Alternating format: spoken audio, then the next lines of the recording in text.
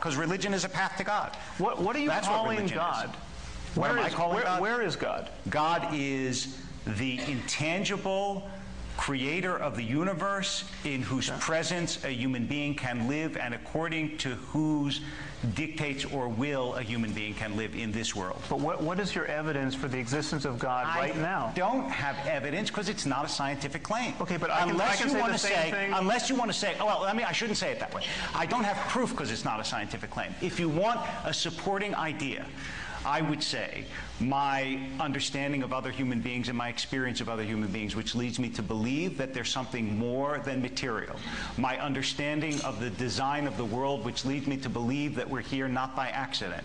My appreciation of the fact that human beings, even though we are made of stuff, have consciousness, which leads philosophers like Galen Strawson to assume that even rudimentary material has consciousness, because he can't explain how consciousness arises. Right. My experience of religious human beings and the way they live, and the fact that they live in harmony, to my perception, with an invisible order that gives them a life of a certain sanctity and holiness. This is a general claim. Religious human beings generally live in harmony with... No, I said my experience of certain human beings. I mean, I can keep going if you want me to keep going. Well, no, I think you've put enough on the table. Okay, none of those are scientific evidence.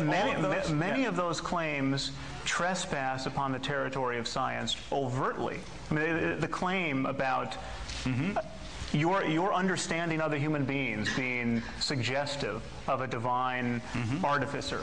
Is that a scientific claim? Absolutely.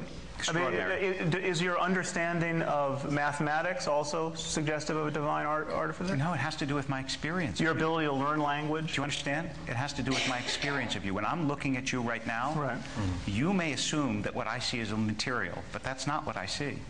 And it's not what I believe. And I think I understand it's not what you believe. There's something in you that is more than you believe. I really think so. This is now, if you want to make that a scientific claim, you can. But I'm telling you, it's a metaphysical claim, and to confuse the two is a mistake. Okay, you can add any metaphysics you want. Thank you. By that means, I mean, I can say, I see you as a reincarnate personality, and I think you were probably I was someone famous on Atlantis. Yes. Don't make me like a washerwoman in a previous people do this all the time. I mean, you can broadcast. I mean, this is constrained by our common sense in every other domain of discourse. I mean, just take, for example, the people who think Elvis is still alive. Okay. What's wrong with this claim? I mean, why is this claim not vitiating our academic departments and corporations? I mean, I'll tell you why, and it's very simple. We have not passed laws against believing Elvis is still alive. The problem is that whenever somebody seriously represents his belief that Elvis is still alive, in a conversation, on a first date, at a lecture, at a job interview, he immediately pays a price. He pays a price in ill-concealed laughter. Right.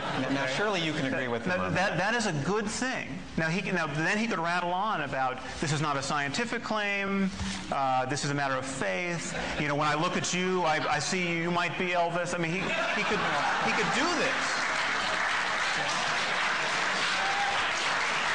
Except that